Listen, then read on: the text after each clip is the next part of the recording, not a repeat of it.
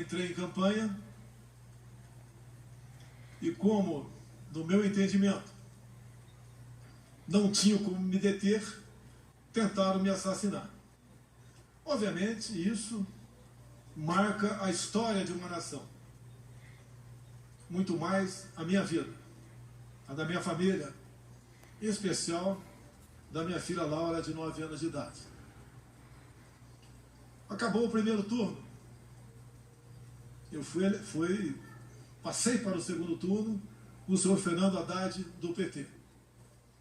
Nesse ínterim, eu baixado no Einstein, em São Paulo, recebi uma ligação de uma pessoa que queria fazer com que o senhor Sérgio Moro fosse me visitar.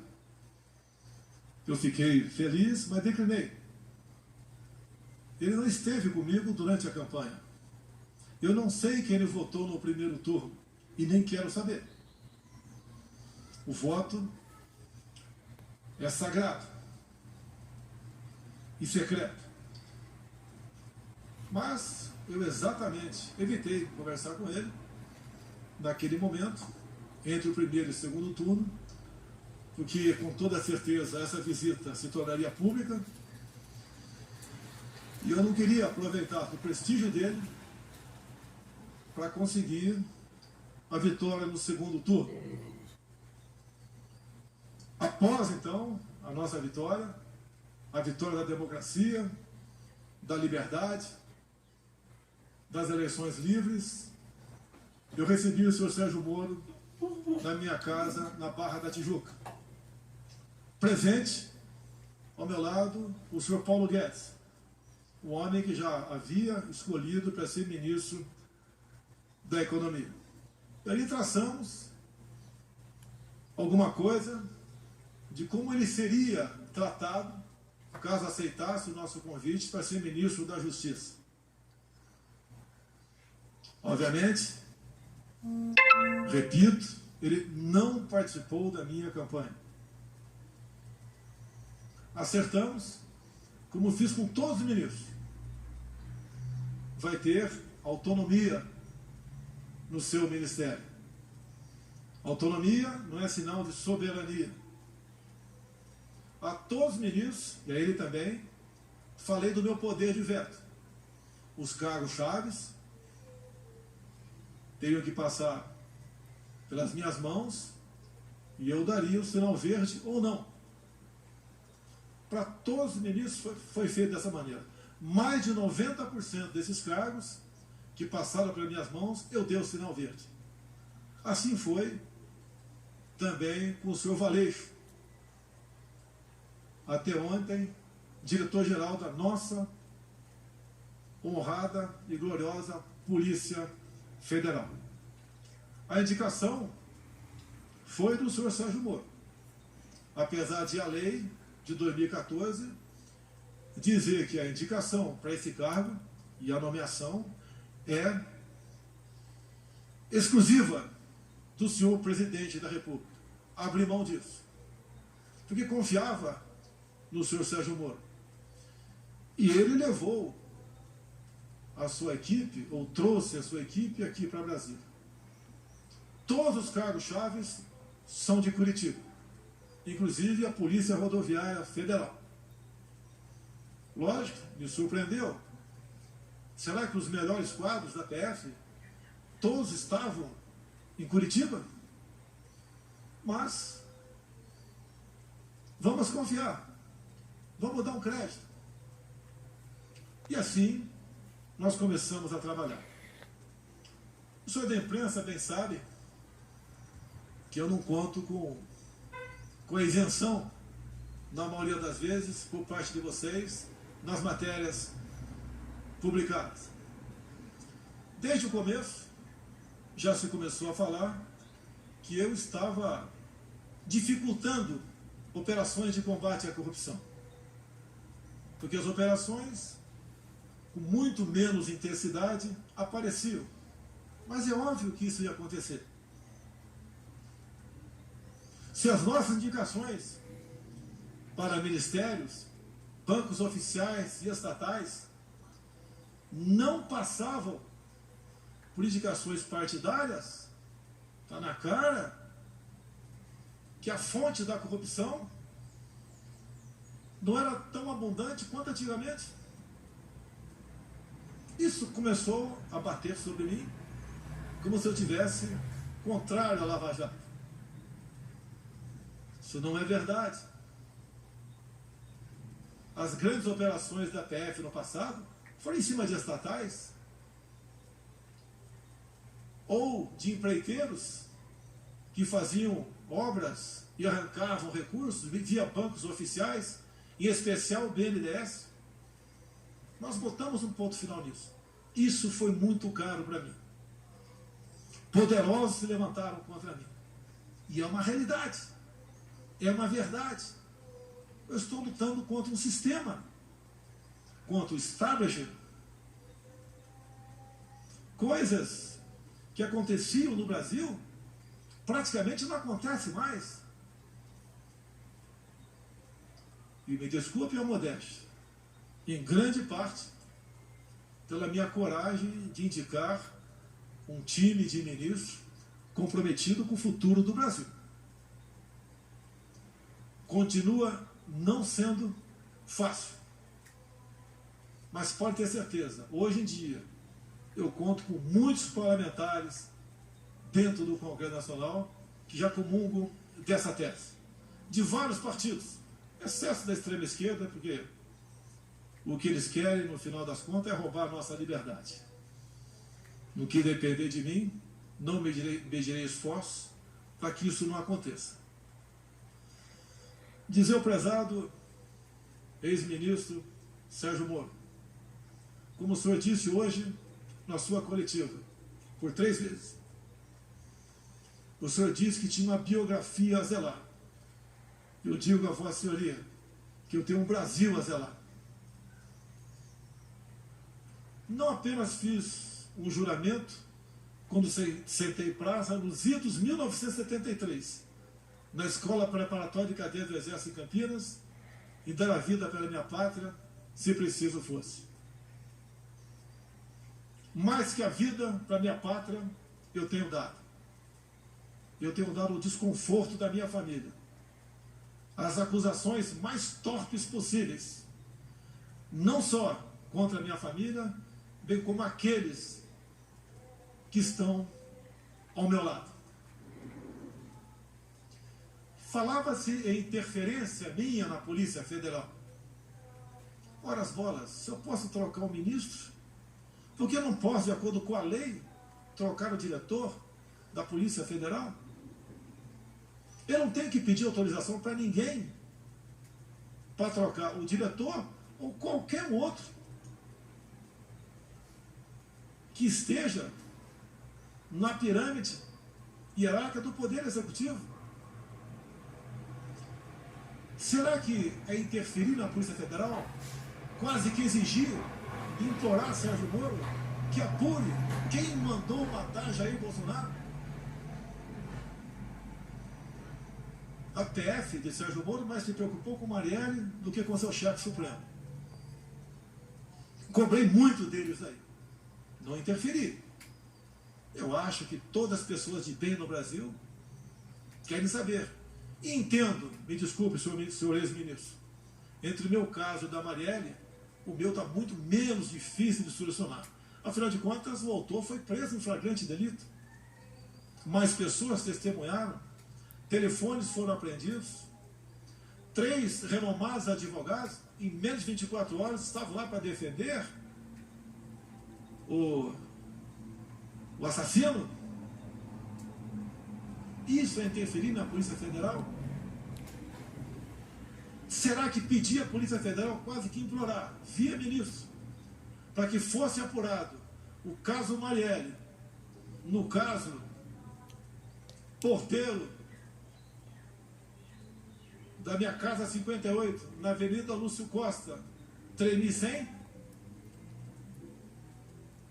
Quase que por acaso descobrimos, se não pedir para o meu filho ir na portaria e filmar a secretária eletrônica.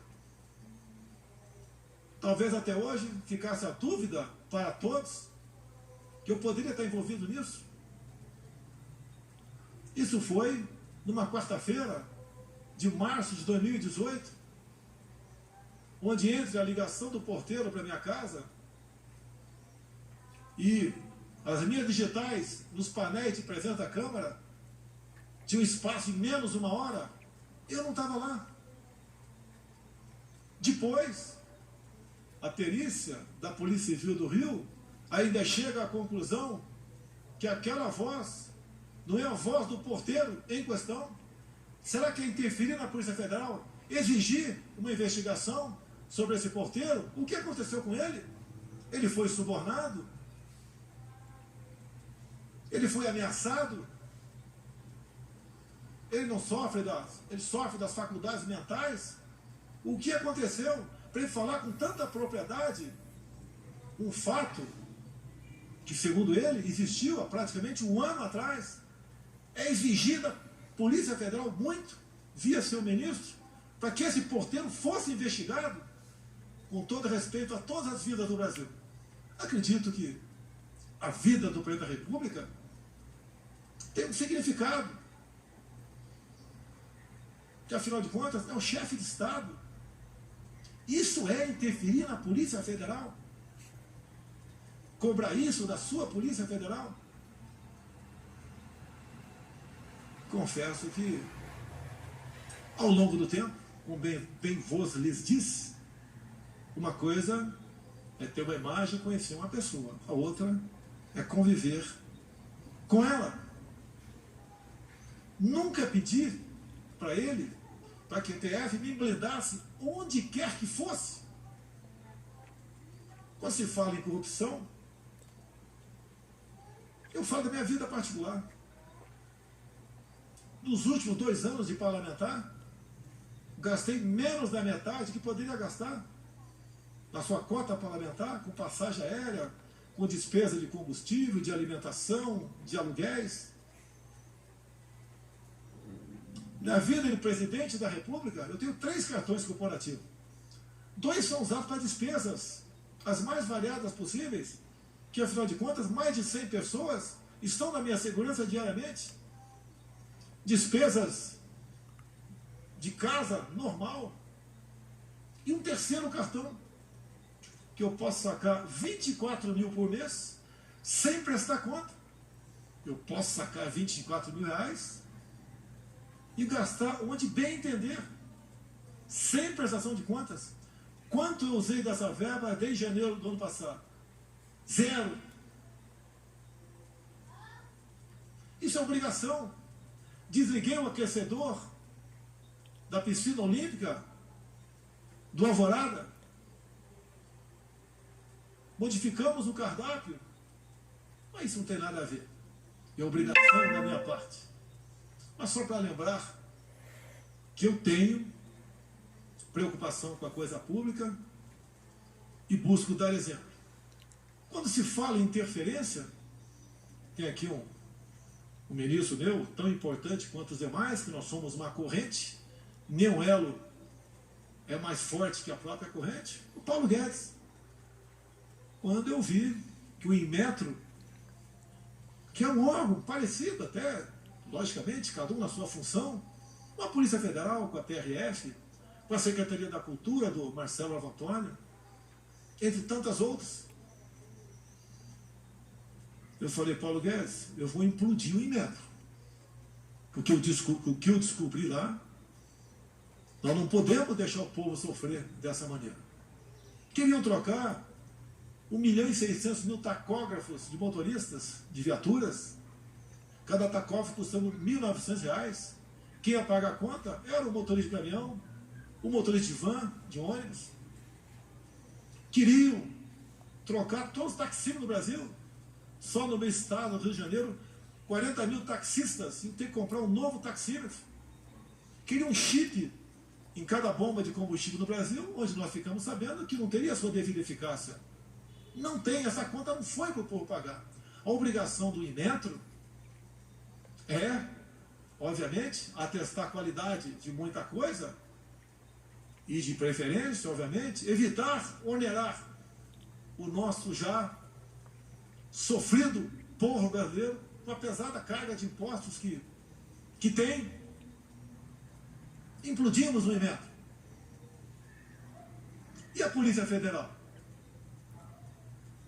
Como publicado por vocês no dia de ontem, mas esqueçam a imprensa. Ontem, numa videoconferência, o senhor Valeixo se dirigiu a todos os seus 27 superintendentes e disse que desde janeiro vinha falando com o senhor Sérgio Moro que iria deixar a Polícia Federal. Superintendentes são a prova disso. E eu algumas vezes falei com o Sérgio Moro sobre a Polícia Federal. Quando eu me elegi, havia uma ideia por parte de policiais, muitos trabalhavam comigo, né, em torno de 60 em rodízio, eu tinha direito a isso pela legislação, até o maior efetivo por ser o candidato com maior chance, e mesmo assim, apesar de todo o trabalho da Polícia Federal, não conseguiu evitar a tentativa de homicídio, mas eu digo, foi a Polícia Federal, com o seu trabalho técnico, preventivo, que também foi um elo na salvação da minha vida. E a cada ponto, a cada esquina que eu passava, existia um plano da minha evacuação, caso sofresse alguma coisa. Então a Polícia Federal, em primeiro lugar, eu devo a minha vida a esses homens, bem como alguns policiais militares de Brasília e do Rio que voluntariamente estavam lá em Juiz de Fora. E o que eu quero, o que nós queremos da Polícia Federal, que ela seja usada em sua plenitude, que as suas operações sejam, no mínimo, mantidas, no que depender de mim, potencializadas. Que é com o trabalho dela que nós damos esperança, num primeiro momento, à população brasileira. O combate à corrupção, o combate ao crime organizado. E, como mesmo o senhor Valeixo disse que estava cansado, eu comecei a fazer gestões junto ao ministro para trocarmos o diretor-geral da Polícia Federal. Era a intenção dele, como ele declarou ontem, que desde janeiro que ia sair. Nós cansamos, nós não somos máquinas. No dia de ontem, eu conversei com o senhor Sérgio Moro. Só eu e ele. Como na maioria das vezes nossas conversas. Onde eu sempre abri o coração para ele. Eu já duvido se ele sempre abriu o coração para mim. Eu sempre disse aos meus ministros, a confiança tem que ter dupla mão. O ministro quer que eu confie nele? Quer e tem razão. Mas eu também quero que o ministro confie em mim. Sempre falei para ele, Moro, não tenho informações da Polícia Federal. Eu tenho que todo dia ter um relatório do que aconteceu, em especial nas últimas 24 horas, para poder bem decidir o futuro dessa nação. Eu nunca pedi para ele o andamento de qualquer processo. Até porque a inteligência com ele perdeu espaço na justiça. Quase que implorando informações. E assim, eu sempre cobrei informações dos demais órgãos de inteligência oficiais do governo, como a ABIN, que tem à frente um delegado da Polícia Federal. Uma pessoa que eu conheci durante a minha campanha e tem um nome e é respeitado pelos seus companheiros. E conversando ontem com o Moro, entre muitas coisas, até que chegou na questão Valeixo. Eu falei, está na hora de botar um ponto final nisso. Ele está cansado, está fazendo como pode o seu trabalho. Pessoalmente não tenho nada contra ele. Conversei poucas vezes com ele durante 1 ano e 4 meses. Sim, poucas vezes, mas conversei com ele. E a maioria das vezes estava o Sérgio Moro do lado. Então, eu falei que amanhã, dia de hoje, o Diário Oficial da União publicaria a exoneração do senhor Valeixo. E, pelo que tudo indicava, a exoneração a pedido. Bem, ele relutou, o senhor Sérgio Moro, e falou: mas o nome tem que ser o meu. Falei: vamos conversar. Por que tem que ser o seu e não o meu? Ou então vamos pegar, já que não tem interferência política, técnica, humana, pegar os que têm condições e fazer um sorteio. Por que tem que ser o dele e não possivelmente o meu? Ou um de consenso entre nós dois? E eu lembrei da lei de 2014, que a indicação é minha, é prerrogativa minha. E o dia que eu tiver que submeter a qualquer um subordinado meu, eu deixo de ser presidente da República. Jamais pecarei por omissão. Falei para ele: quero um delegado, que pode não ser o seu, pode não ser o meu, mas que eu sinta, além da competência óbvia, se bem que isso é uma coisa comum entre os delegados da Polícia Federal, que eu possa interagir com ele. Por que não? Eu interajo com os órgãos de inteligência das Forças Armadas, se preciso for, eu interajo com a BIM, interajo com qualquer um do governo, sempre procuro o ministro. Mas, numa necessidade, eu falo diretamente com o primeiro escalão daquele ministro, como ontem, ou anteontem, eu tinha que decidir uma coisa e ir ver com a Marinha. Eu comendo exclusivamente com a Marinha, eu resolvi naquele momento não falar com o ministro da Defesa. Falei diretamente com o da Marinha e foi resolvido de acordo com o interesse dele. Depois participei do ministro da Defesa. Isso não é quebra de hierarquia, é necessidade. Não posso abrir mão disso, assim como o ministro da Defesa pode ligar diretamente com o comandante de batalhão sem passar pelo comandante da brigada. Se preciso for, depois ele participa, para evitarmos que venhamos ferir o princípio da hierarquia. E mais, já que ele falou em algumas particularidades, mais de uma vez, o senhor Sérgio Moro disse para mim: você pode trocar o Valeixo sim, mas em novembro, depois que o senhor me indicar para o Supremo Tribunal Federal. Me desculpe, mas não é por aí. Reconheço as suas qualidades em chegando lá, se um dia chegar, pode fazer um bom trabalho, mas eu não troco. E outra coisa, é desmoralizante para um presidente ouvir isso, mais ainda, externar, ou não trocar, porque não foi trocado, sugerir a troca de 2 superintendentes entre 27. O do Rio, a questão do porteiro. A questão do meu filho 04, o Renan, que agora tem 20, 21 anos de idade. Quando, no clamor da questão do porteiro, do caso Adélio, que os 2 ex-policiais teriam ido falar comigo, também apareceu que o meu filho 04 teria namorado a filha desse ex-sargento. Eu comecei a correr atrás. Primeiro eu chamei meu filho. Abre o jogo.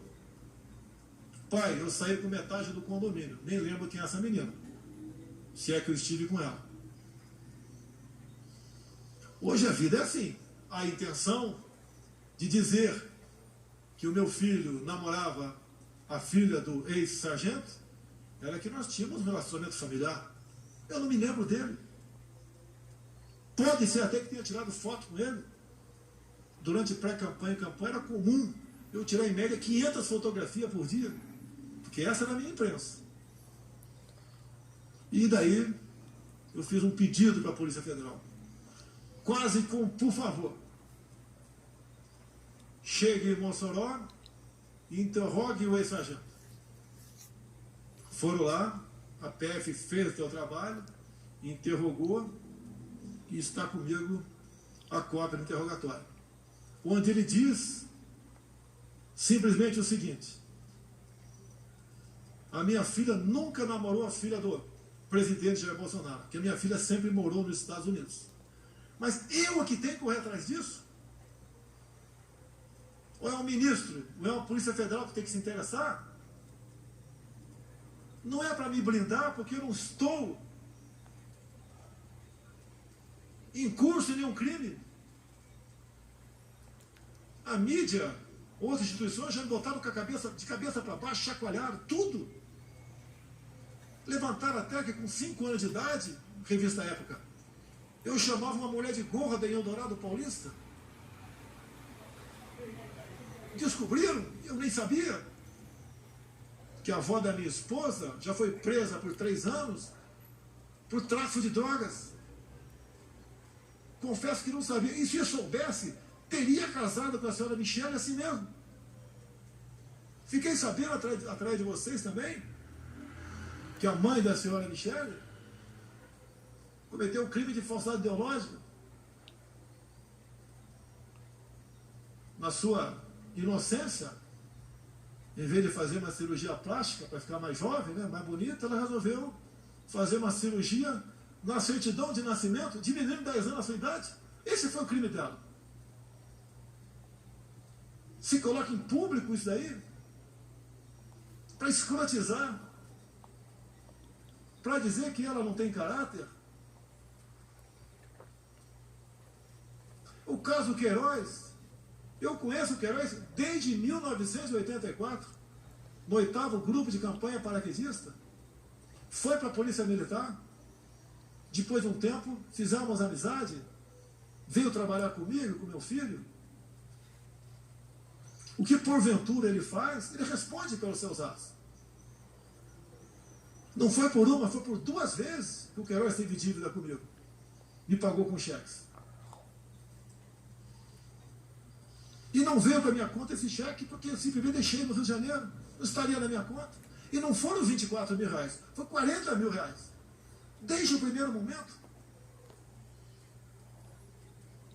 Não é que uma pessoa, porventura, faz algo de errado, está do nosso lado. Você tem que ser responsabilizado e o tempo todo ser cobrado por isso.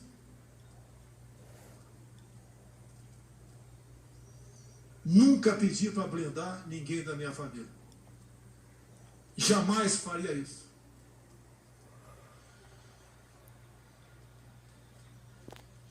Agora, eu lamento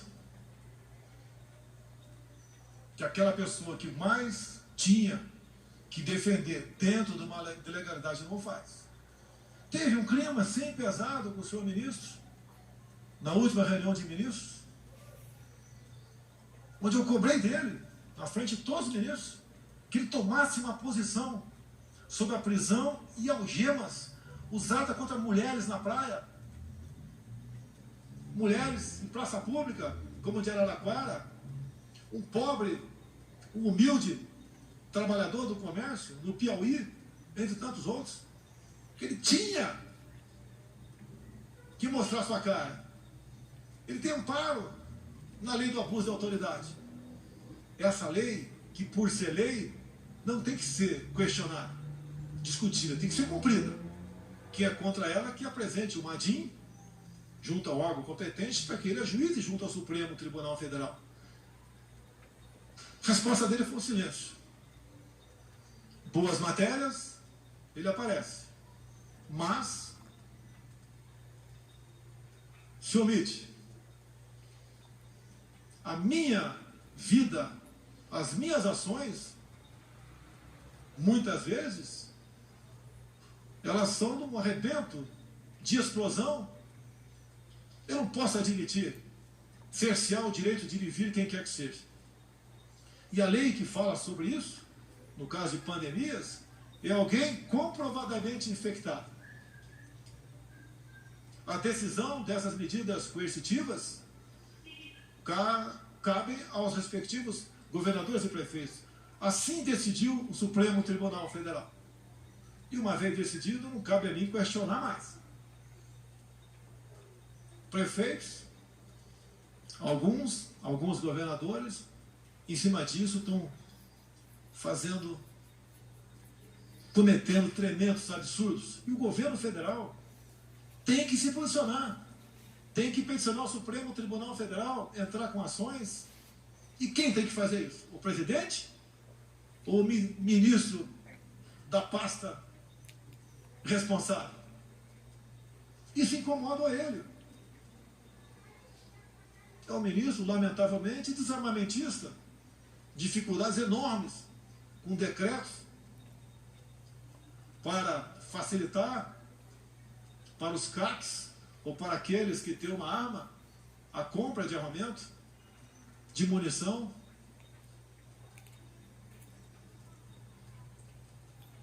Aquilo que eu defendi durante a campanha e pré-campanha, os ministros têm obrigação de estar junto comigo.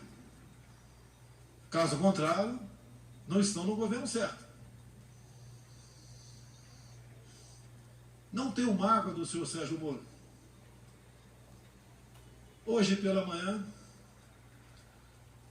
acredito que 7 ou 8 deputados, ou meia dúzia, tomaram café comigo. E eles estão à vontade, se quiser falar ou não.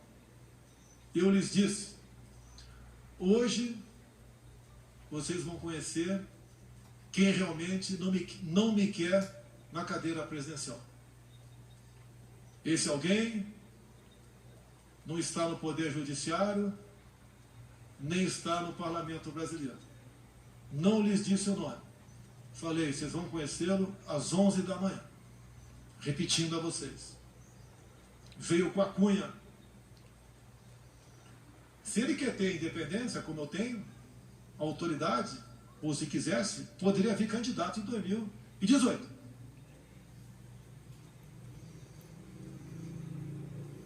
Agora, eu não posso conviver, ou fica difícil a convivência, com uma pessoa que pensa bastante diferente de você. Um fato que foi noticiado muito no início do ano passado, ele nomeou a senhora Ilona Sapor como suplente de um conselho. E nós sabemos que essa senhora, ou senhorita, tem publicações, as mais variadas possíveis, defendendo o aborto, ideologia de gênero, entre tantas outras coisas, que são em completo desacordo com as bandeiras que eu defendi, que os cristãos brasileiros também defendiam, e até ateus defendiam também. Não foi fácil conseguir a exoneração dessa pessoa, porque o tempo todo você me deu carta branca e porteira fechada. Mas quase sempre se lembrava do poder de veto. Torci muito para dar certo. Muito.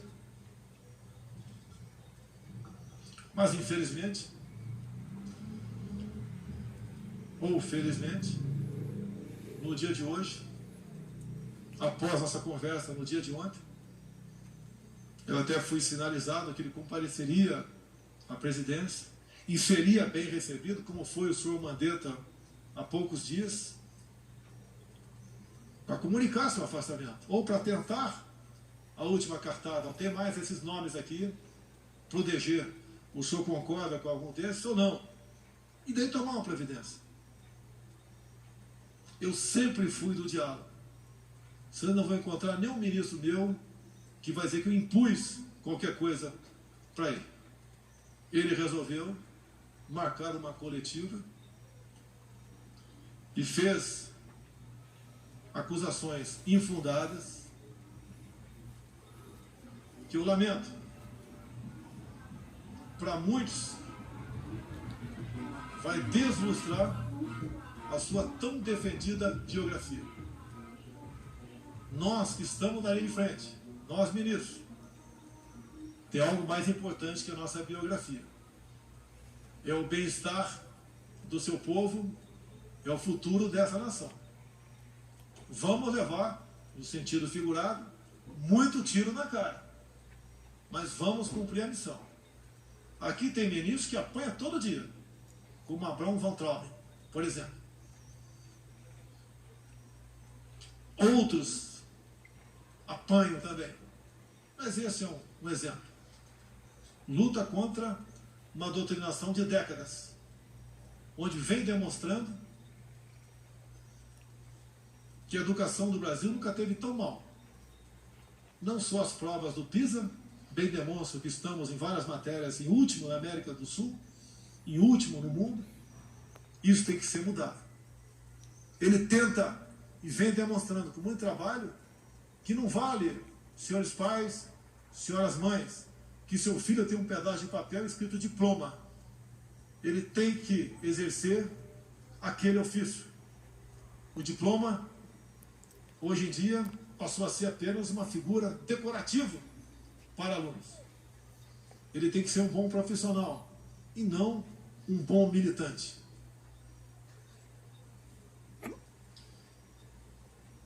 Três páginas bem curtas apenas aqui. Eu vou ler e dar um encerramento a essa coletiva. Meu compromisso é com o Brasil e com a democracia. Sempre dei plena liberdade aos meus ministros, sem abrir mão do meu poder de veto e da minha autoridade como presidente da República.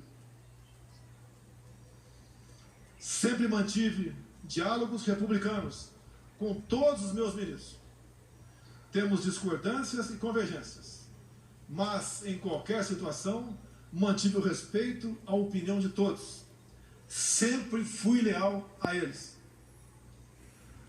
Ontem, mais uma vez, conversamos com o senhor ministro Sérgio Moro sobre a substituição da Polícia Federal. Esperava, em conjunto com o senhor ministro, definir um nome para dirigir a instituição, ainda que, pela lei, esta seja uma prerrogativa exclusiva do presidente da República. Estou decepcionado e surpreso com o seu comportamento. Não se dignou a me procurar e preferiu uma coletiva de imprensa para comunicar sua decisão. Meu compromisso é com a verdade, sem distorções. Não são verdadeiras as insinuações de que eu desejaria saber sobre investigações em andamento.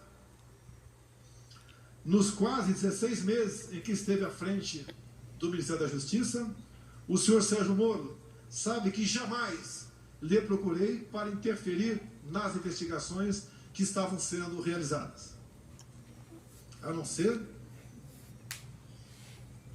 aquelas, não vi interferência, mas quase como uma súplica sobre o Adélio, o Porteiro e meu filho 04.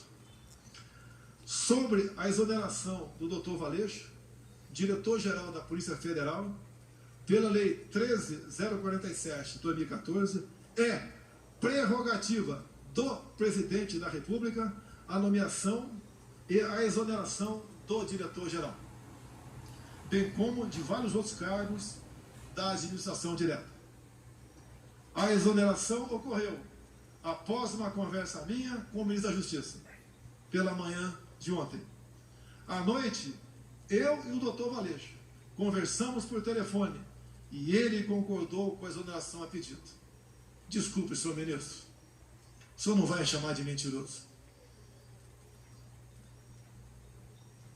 Não existe uma acusação mais grave para um homem como eu, militar, cristão e presidente da República, ser acusado disso. Essa foi a minha conversa com o doutor Valeixo. E mais ainda, não só a imprensa publicou, no dia de ontem e de hoje, bem como, entre aspas, o doutor Valeixo, em contato com a Superintendência do Brasil, comunicando que estava cansado, que desde janeiro queria sair. Então não foi uma demissão e causar surpresa a quem quer que fosse. A PF é uma instituição de Estado. Ela deve se conduzir de acordo com a Constituição Federal e as leis do país. Não importa quem as conduza. Não abro mão disso. Não existe possibilidade de interferência na Polícia Federal. sua própria estrutura e seus profissionais, garante a autonomia de suas investigações. Esta autonomia é inerente à instituição, independente de governos. Não posso aceitar minha autoridade confrontada por qualquer ministro. Assim como respeito a todos, espero o mesmo comportamento. Confiança é uma via de mão dupla. Continuarei fiel a todos os brasileiros. Seguirei no combate à corrupção, às organizações criminosas e no trabalho para a redução da criminalidade. O governo continua. O governo não pode perder sua autoridade por questões pessoais de alguém que te antecipa a projetos outros. Travo o bom combate. A minha preocupação é entregar o Brasil para quem vier me suceder no futuro bem melhor do que recebi em janeiro do ano passado. Confio nos meus ministros, nos servidores públicos que têm nos ajudado a vencer a estes obstáculos. O Brasil é maior do que qualquer um de nós. Esse é o nosso compromisso. Esse é o nosso dever de servir a pátria. A pátria vai ter de cada um de nós o seu empenho, o seu sacrifício e, se possível, se for necessário, o teu sangue para defender a democracia e a liberdade. Meu muito obrigado a todos os senhores.